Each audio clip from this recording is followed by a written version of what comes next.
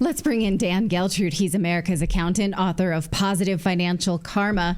Dan, is this a surprise to you that they were not removing duplicate Social Security numbers? Not only were multiple people double dipping in the Social Security fund that should be ours, the government was too, making money on the backs of 2 or 3 workers, right? Yes, they were. And does it surprise me? No, not at all, because the federal government really has very little control over what's happening financially. Now, I teach fraud and I also teach governmental accounting.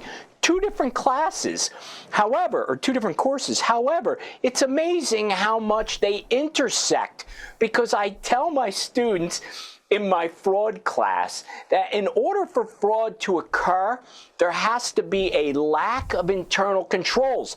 And there is no greater lack of internal controls anywhere in any organization as in the federal government. So because they don't have a true system of checks and balances with what's happening with our money, by the way, so shouldn't that be transparent?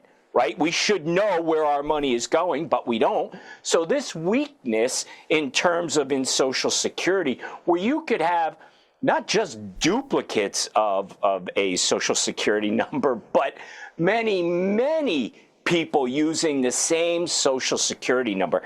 And I'll tell you another thing that they do. Although they may be paying into Social Security because it's required to be withheld by the employer, right?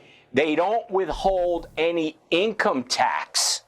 So therefore, because the Social Security number is never going to be traced back to that person, they actually end up paying no federal income tax.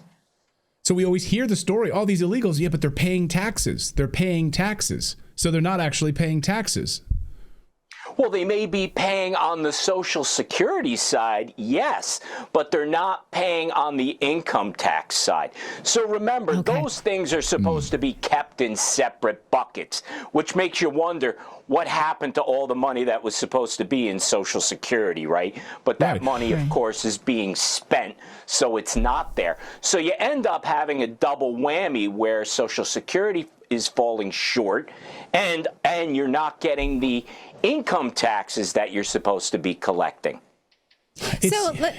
If I could just play out these numbers. Let's say we have 100 people using the same Social Security number. That means the government has been able to collect on 100 people on the same number. So Social Security then, in that instance, would have more money. Why do they continue to tell us that it may be insolvent soon, that they're running out of money? It's almost as if they're not telling us that they're collecting on these 100 hypothetical slaves, which we know are not hypothetical. Right. Right. So my understanding of what's happening there, and it's a great point, is that when they ultimately realize that there is a duplication on the same Social Security number, that money, those additional payments on Social Security is going into a separate account, some type of, we'll call it a suspense account. Now, how that money is being spent, those double, triple, quadruple payments on the same Social Security number, we're still waiting to find out where that money went. So it seems as if that's not going into Social Security and it's going somewhere else. Wait. I'm sorry. I just can't with these. I can't let this go. So then we as taxpayers pay to support illegals in their programs, but we don't get anything in return since they're not actually working into our system. Is that correct? Yes, it appears that way based upon what's being uncovered at this point. Yes.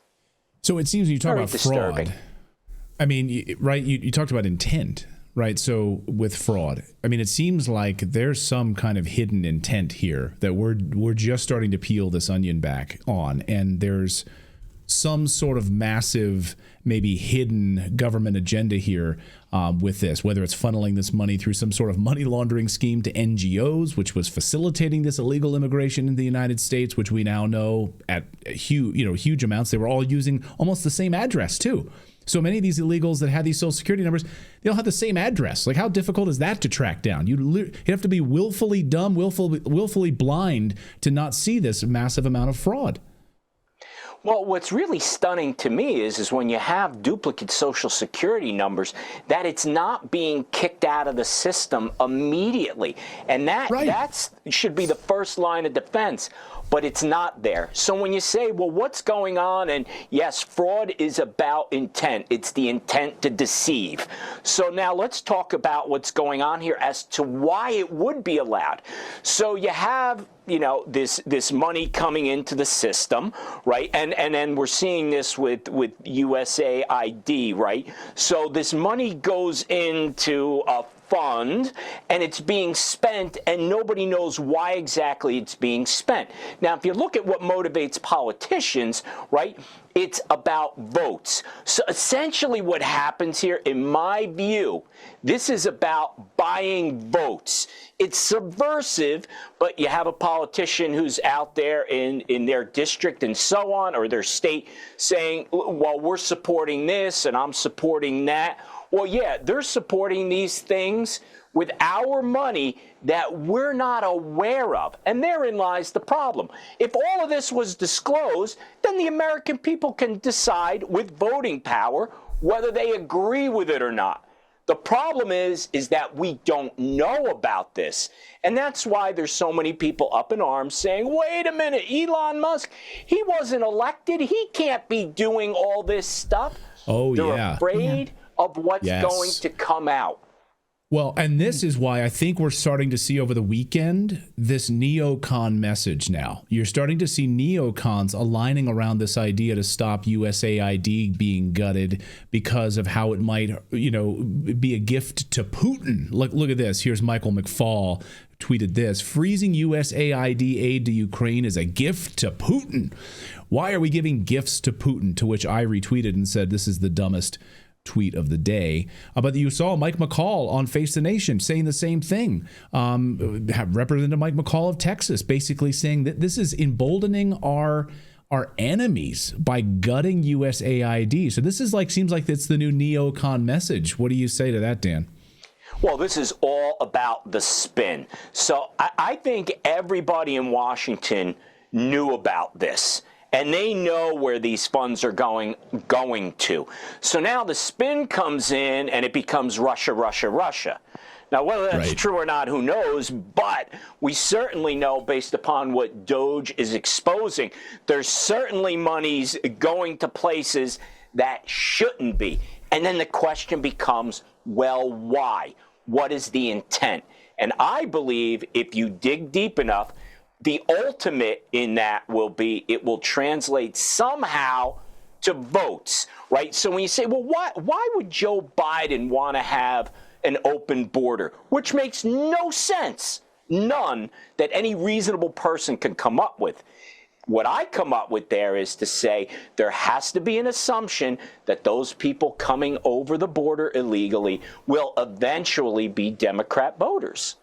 Right, absolutely. And I happen to know how this works. As an employer submits a W-2, somebody has given them a social security number. They report it to the government. If it is used multiple times, they will get a notice from the federal government saying something's amok about this social security number, and then nothing happens. The employer is not expected to be an expert in documents. That's not what they do. They're not the police. There's nothing they can do.